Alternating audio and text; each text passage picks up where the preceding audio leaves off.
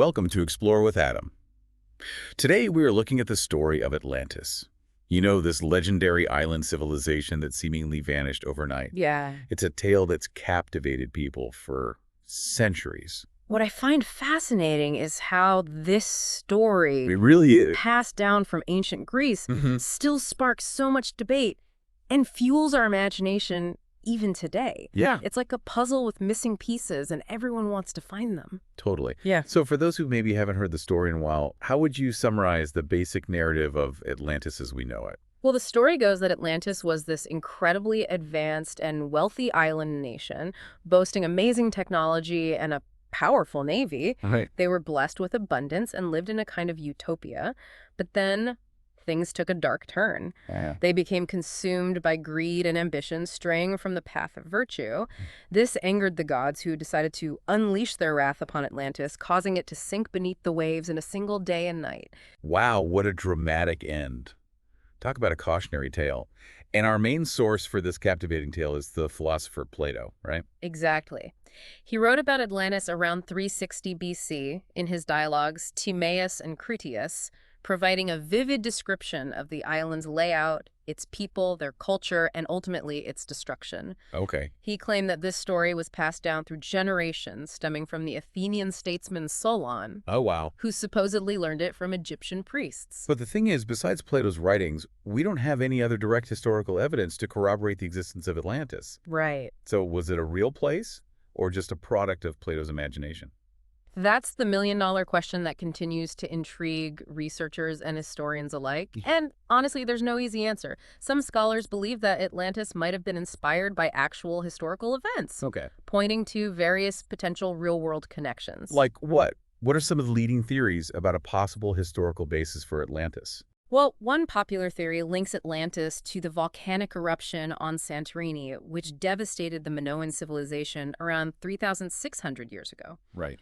This event was undeniably catastrophic. The eruption buried the Minoan city of Akrotiri under layers of ash, and the resulting tsunamis likely wreaked havoc across the Aegean Sea. It certainly fits the bill of a powerful civilization wiped out in a dramatic natural disaster. I could definitely see the parallels. A cataclysmic eruption, a powerful civilization wiped out. It's a compelling connection. But as I recall, the timeline doesn't quite line up with Plato's account, does it? I mean, Plato places the destruction of Atlantis around 9,000 years before his own time. You're absolutely right. Yeah. The Santorini eruption occurred significantly later than Plato's proposed timeline for Atlantis, and that discrepancy is a major stumbling block for those who support the Santorini connection. So if Santorini doesn't fit the bill, what are some other contenders for the real Atlantis? Sure. I know there are tons of theories out there. Oh, there are plenty. And some are more plausible than others, of course. Another possibility that's been explored is the city-state of Helike. You familiar with that one? Helike. Yeah. Vaguely. Uh, Refresh my memory. What makes Helike stand out as a potential Atlantis inspiration? Well, Helike was a real city on the coast of Greece, a naval power that, like Atlantis, was said to be devoted to the god Poseidon. And here's the kicker. It vanished overnight due to an earthquake and a tsunami in 373 BC. Wait a second. Hold on. That happened during Plato's lifetime. Precisely. Wow. Which leads some to believe that Helike's destruction could have been a direct source of inspiration for Plato's Atlantis tale. Right. It provides a very tangible historical event that aligns with the narrative of a sudden and devastating disappearance. Okay, that's super intriguing. So we have Santorini with its dramatic eruption but mismatched timeline, and then we have Helike, which fits the time frame but might not have been as grand or technologically advanced as the Atlantis described by Plato. Right. It's like each theory has its own strengths and weaknesses. Exactly. And that's why the mystery of Atlantis continues to fascinate us. It's a puzzle with pieces scattered across history, mythology, and maybe even geological records. Yeah.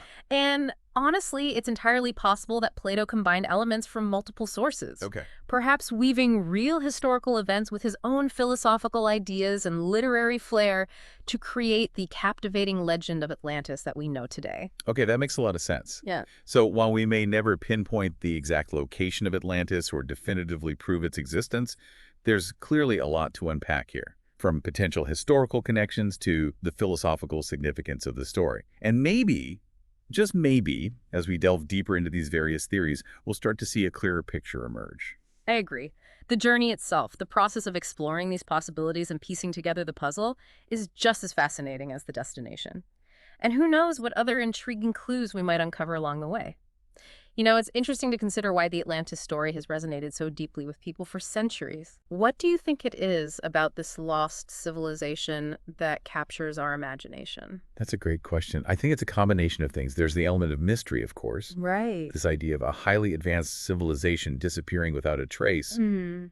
It sparks our curiosity and desire to uncover the truth. Hmm. We're naturally drawn to unsolved puzzles, Right. and Atlantis is a big one. I think there's also an element of longing or nostalgia. The way Atlantis is often depicted as this technologically sophisticated utopia with abundant resources and a harmonious society, it taps into a yearning for a kind of golden age, perhaps even a lost paradise. Yeah, I can see that. It's like a reflection of our own hopes and aspirations for a better world. But there's also a darker side to the Atlantis story, right? This whole idea of their downfall being caused by their own greed and hubris. Yeah, It's a pretty potent warning. absolutely. It serves as a cautionary tale, reminding us that even the most brilliant and powerful civilizations are not immune to corruption and the consequences of unchecked ambition. It's a timeless lesson about the dangers of excess and the importance of balance and ethical considerations. And that theme of divine retribution, it's a powerful one. Whether we interpret it literally or metaphorically, it speaks to a deeper human concern about the forces that shape our destiny and the need to live in harmony with nature and perhaps some kind of higher power. It's also interesting to note that the Atlantis story emerges from ancient Greece, Right. a culture that grappled with these very questions about fate, free will, and the relationship between humanity and the gods. Yeah. So, in a sense, the Atlantis myth reflects those cultural anxieties and philosophical dilemmas. So while we may never definitively solve the mystery of Atlantis, do you think there are still valuable lessons we can learn from exploring this myth? Even if it's purely a product of imagination, does it still have something to teach us? I absolutely believe it does. For one, it encourages critical thinking. As we've been discussing, there are so many different interpretations and theories about Atlantis. Right. It forces us to examine the evidence, Yeah. weigh different perspectives, and form our own conclusions. And that's a valuable skill in any context, not just when pondering ancient myths. Right. It's like a mental workout, flexing those critical thinking muscles. Exactly. And it also helps us to develop a more nuanced understanding of history and the way stories evolve over time. Yes. We learn to question the narratives we're presented with and to dig deeper for different layers of meaning. And I think it also fosters a sense of wonder and a connection to the past. These stories, even if fictional, tap into our shared human experience and remind us that we're part of a long and fascinating journey.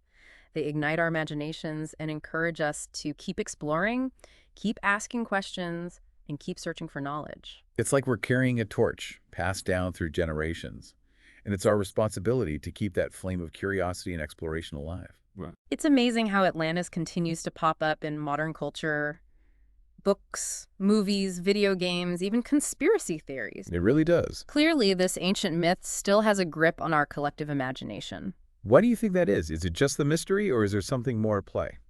I think it's deeper than just a good mystery. Atlantis, as a concept, allows us to explore some profound questions about ourselves and our place in the world.